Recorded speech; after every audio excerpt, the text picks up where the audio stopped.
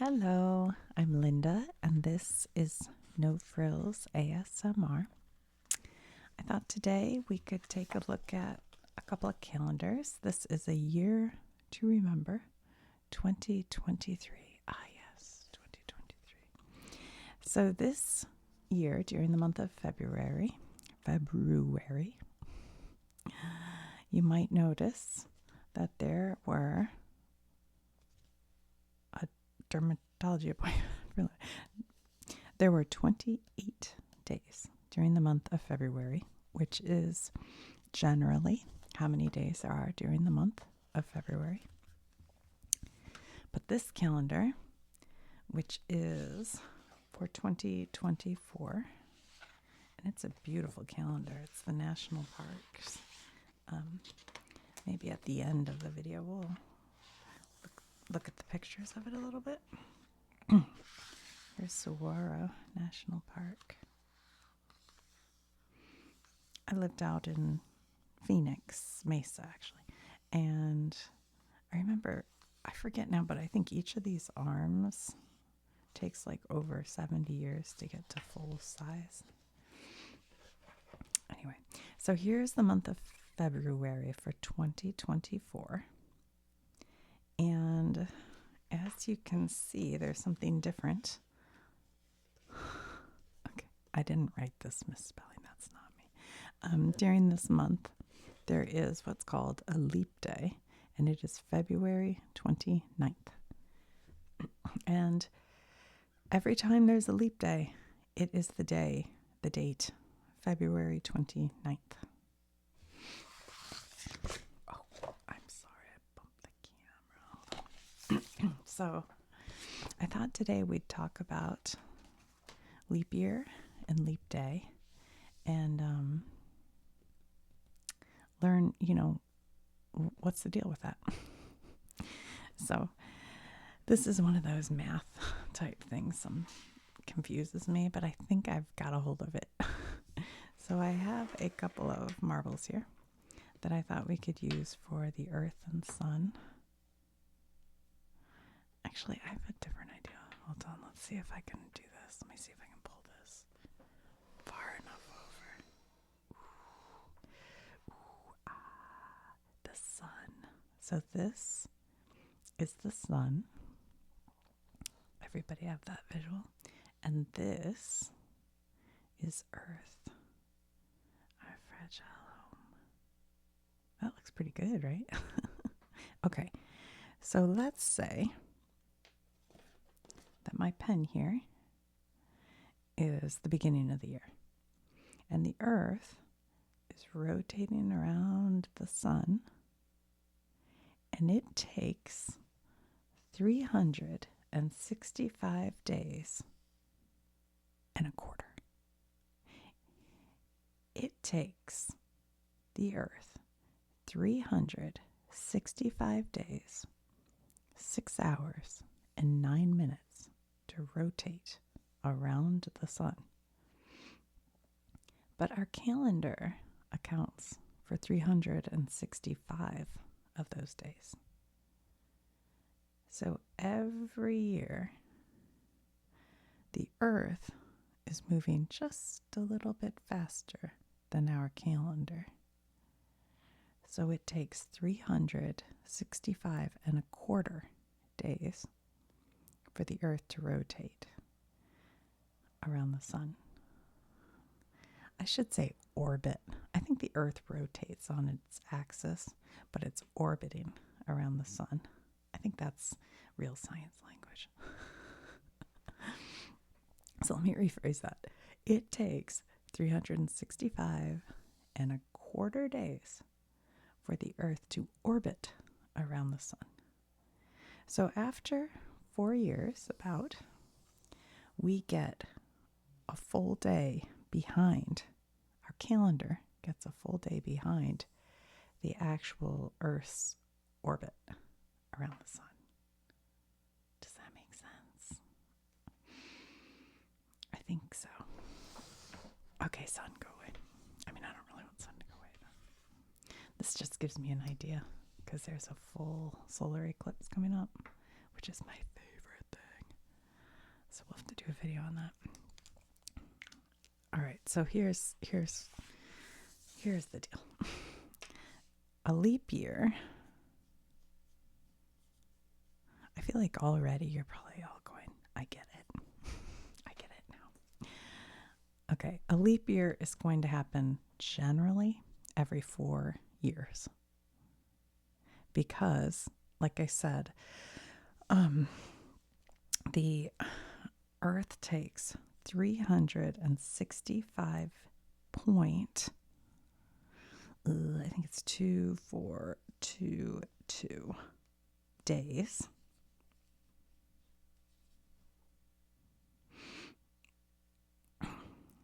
to orbit, right? Yeah. So it's just about 365 and a quarter days to orbit. So after 4 years, we have to add a day to our calendar.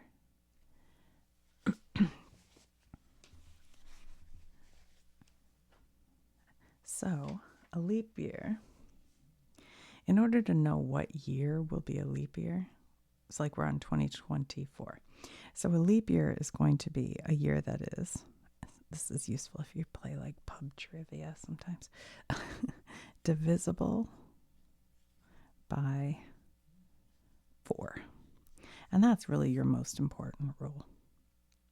However, you know how I told you it's I shouldn't have erased it. What did I say? It's 365. Actually, I have a note here because like I'm going to remember that. 2422. So it's not exactly a quarter. So there are some added rules to make up for that not being exact. And one of them is a leap year is not divisible. Will I spell this correctly? I did it, you guys. By 100 unless it's also divisible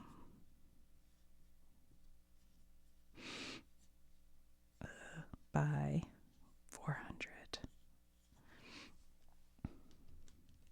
So, like in the year 2100, we will skip. In the year 2200, not divisible by 4, we will skip. In the year 2300, so these are all 100 years, we'll skip.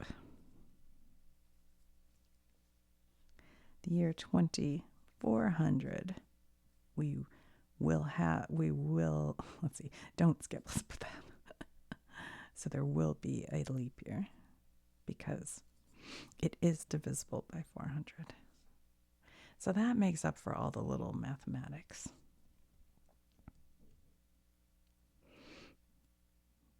Does that make sense? But the most important thing is it'll be divisible by 4, and generally leap years are every 4 years.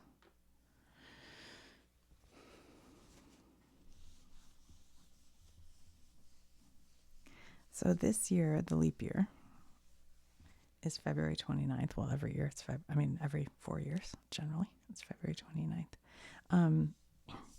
And what's kind of interesting, I thought, is, even in ancient times, like early Egypt and Greece, when they used a lunar calendar, they were like sitting there looking at, they had nothing else to do. It's pitch black. They're keeping an eye on the moon and the stars. And even then they'd realize our written calendar where we make our plans isn't quite lining up with the stars at this point. And so I read that in Egypt, they would have like 5 days where they were just like free days. So you'd just party all day because they weren't accounted for. So they were kind of like, oh, we have this free day. Everybody just have a great time. And really, isn't that what we should make leap day?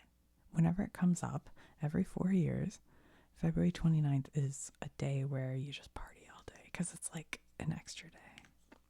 That's what I think. But so the lunar calendars had that. And then Julius Caesar, oh, I thought this was funny. Julius Caesar comes along and he's like, this calendar's all messed up. So he had what was called a year, I thought this was funny, of confusion. And that year, just he's like, the calendar's a mess. So then he had, all his astronomers and people working on it, and they came up with the Caesar calendar, and it included leap days. So way back, they were already well aware of the fact that it wasn't quite lining up the calendar with the orbit. But then, and we talked about this in the video I did called What Century Is It? But Pope Gregory, I think it was in like the 1500s, he came along and wanted to get the Christian holidays onto the calendar and wanted Easter to fall in certain times. So he took, Caesar's calendar, he based it on that and made what we mostly use, as most countries use, as their civil calendar, which is the Gregorian calendar. And when they made that, they put the leap day in right away. I think that's right. So the leap day and the leap years, all of that information was back in the 1500s. So anyway, that's kind of interesting.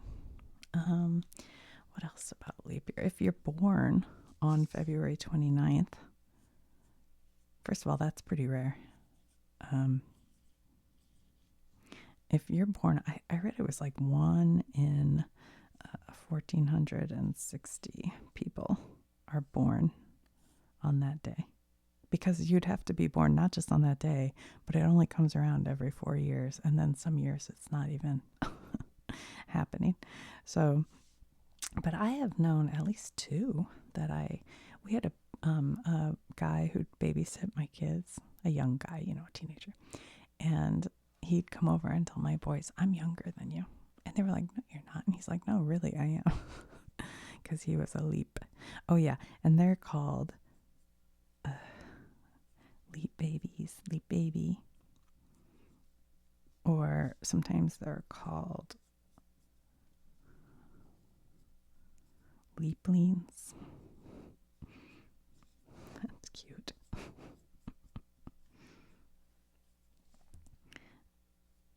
Or leapers.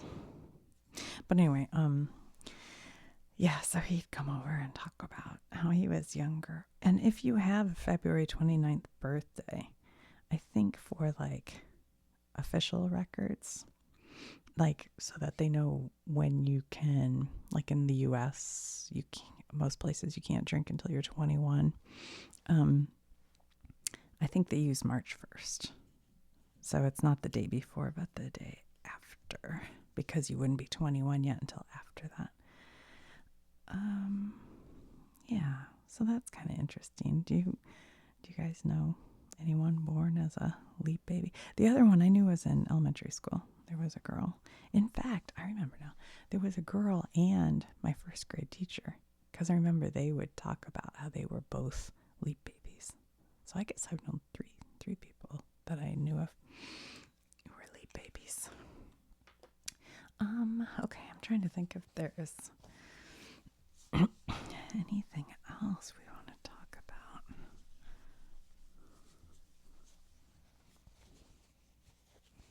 I hope I hit on everything or made it clear. Yeah, so basically, it's just that the Earth is moving faster than our calendar accounts for. So basically, it takes 365 days and a quarter for the Earth to orbit. So we get behind by a quarter day every year. So after 4 years, quarter, or a full day. Almost. So that's how we make up for it. You guys, it's cold in here and this lamp is warm. It actually is like the sun. Okay, well, I think that's sleep year, guys. I hope you enjoyed that. Let's take a look at this calendar you So that looks like a bighorn sheep, which I have seen in Glacier National Park and Rocky Mountain and in Arizona. They're awesome. Zion, which is beautiful. And they say Angel's Landing. I hiked to the top of Angel's Landing, and that was awesome. Really cool. If you guys ever want like videos on, I don't know, trips like that, it's a matter of me remembering all the details. Saguaro National Park in Arizona, and that is what it looks like out there. Maybe not as much green in the. That's a lot of green. I'd say they're little bushes of like, kind of like sage or rosemary. I don't know. It has a smell when it rains. It's like this awesome smell. I don't know. Redwood National Park in California. Yeah, this is Redwood, but I remember as a kid, one of my favorite national, I think it's a national park. It could be I think it's national, is Sequoia, which is like Redwood, but anyway, but they have the trees like this. And there was a tree that was cut out, and I feel like it was called like, shoot, I should know, but it was called like General Tree or something, I don't know. But there's a picture of our full-size Chrysler van, and we're parked in here with all of us standing. But I think that tree, there was a forest fire in Sequoia, and I think that tree was a victim of the forest fire, which is kind of sad. But I don't know about Chandler. I don't know if I've been to Redwood. I can't remember, honestly. If I have, it was when I was a kid. Voyager National Park, Minnesota. I don't think I've been to Voyager. This is one of the national parks I haven't been to. Ellsworth Rock Garden. That's cool. It almost looks like Stonehenge or something. Grand Canyon. Been there many times. When I lived in Phoenix, whenever people would come visit, we'd always drive up. Not always, but often drive up to Grand Canyon because everybody wanted to see it. And then a few years ago, we went to the North Rim and hiked down a ways. And that was the first time I'd been to the North Rim. And after that, I said to my boys, let's, reserve camping, and we'll backpack in and camp and then backpack out the North Rim. And maybe we'll do that. But after I thought about it for a while, I decided there's some other backpacking trails I'd like to do, and we don't do it that often, so I think I might not do that. There's one up there. I can't think of the name of it right now. Up there in Washington State. Emerald. Anyway, there's a backpacking trip I kind of want to do up there. Someday I'll talk about backpacking. Okay, Mount Rainier National Park, Washington State. Yeah, it's beautiful. Is Mount Rainier? It's the highest point, right? In Washington, is it the highest point in the Continental? I'm not sure. Mount Rainier, Mesa Verde National Park in Colorado. Man, I remember going here when I was a kid, and it was my favorite. It says, "See the ancient cliff palace." You used to, and maybe you still can, but I don't know if you can. You used to be able to like climb up all this stuff and go inside all these. I just thought that was the coolest thing. I don't know if you're still allowed to or not. For some reason, I feel like I remember hearing somebody say they went there and you can't like leave this area anymore, which is understandable, I'm sure, especially with the crowds now. Capitol Reef National Park, Utah. I don't think I've been to Capitol Reef. I've been to Zion, and then what's it called, Canyonlands, and then up to Salt Lake City and Park City. I don't know. Capitol Reef. I don't think I've been there. Great Smoky Mountains, Fontana Lake, Well, I've been to Smoky Mountains plenty of times. You guys know my parents live in Tennessee now.